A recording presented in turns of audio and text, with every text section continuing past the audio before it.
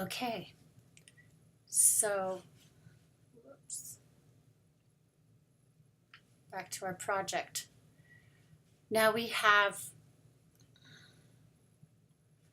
turned open this transform menu, the little twirly next to the butterfly. Open that up.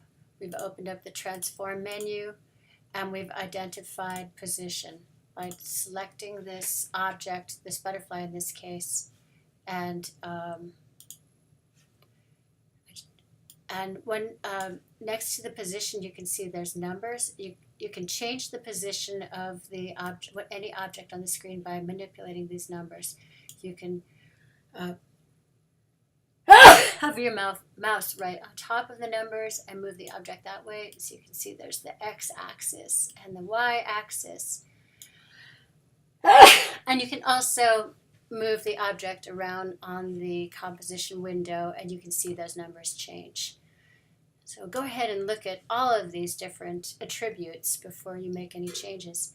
When I change the anchor point, you can see the object moves, but the little tiny target in the middle changes, stays in the same position. And so that's a useful tool for if you want an object to rotate around a point. That anchor point can be the place where it rotates. So now I've moved my little arrow to there, so the little target sits right at the head of the butterfly or the moth. Another attribute is scale.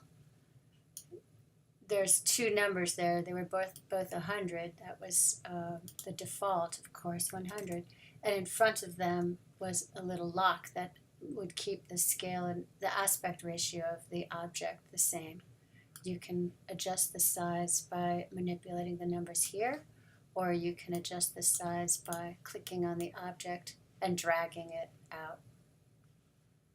When I do it that way, the lock doesn't necessarily work though. You need to hold down on the shift key to keep your aspect ratio the same. Finally, or not finally, but close to finally, we have rotation. Rotation has two numbers. The first number is about how many times it turns around, and the second number is how it turns around. So now you can see, if I just manipulate the second number, I can change the angle of movement of my object. And since I've put my anchor point over at the head, it turns around the head, which makes it quasi-natural. The last thing in our menu is opacity. When I adjust the opacity, it can fade in and out of existence. So these are all called attributes, and you can change them over time, and that's what you do when you're animating. Over to the right here is our timeline, and this is where we'll put our keyframes, which mark the different changes in the movement of our object. I'm sliding out my slider in the timeline to about 12 or 13 seconds, which is a good idea. So we'll do some moves playing with these different attributes, starting with position. So next to each one of these attributes, you should be able to see a little time stopwatch. A stopwatch is what marks your keyframes. It tells you that this is the beginning and the end of any movement. And that's what we're going to be using to determine our moves. So starting with position, make sure that your object is selected. Click on the position layer and then click on the position stopwatch, actually. But before you do that, locate your time ruler. Your time ruler, also called your current time indicator, will be a little arrow, a little line that will appear in your timeline to the right. I'm putting mine all the way to the beginning, so it's at 0. And that's where we're going to mark our first movement is going to be at 0. So put your time indicator to 0, and then select the position, the stopwatch to the left of position. Click. And what that does is it makes a tiny little golden diamond, and that's your first keyframe. After you've selected made your first keyframe, you can go ahead and move your timeline forward. So you move your time indicator ahead 3 seconds. So 3 more seconds would be 3 seconds. and I'm going to move my object a little bit.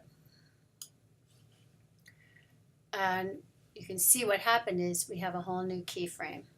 Keyframe 1, keyframe 2, and now I'm going to move my time indicator to 6 seconds and move my object a little bit.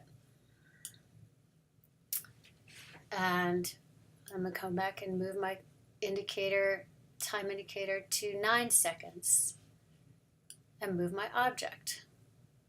And that's basically how movement goes. I'm going to go one more time up to 12 seconds.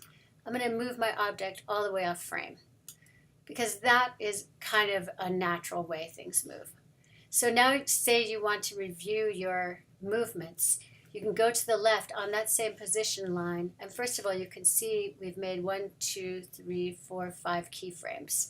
You can navigate between the different keyframes by going to these little arrows to the left of the position and to the left of the position attribute and to the left of the stopwatch, and I can click backward on that arrow and get my moth to come all the way back to position 1, which was here at 0 seconds. Next thing I can do is just play it and see how it looks. There's 2 ways to play it. You can just push on the space bar and it'll run through all the moves. And you'll see that little wire line, that little wire frame kind of line will appear. That will perform as a sort of elastic track for your object. Okay, so now we have our object.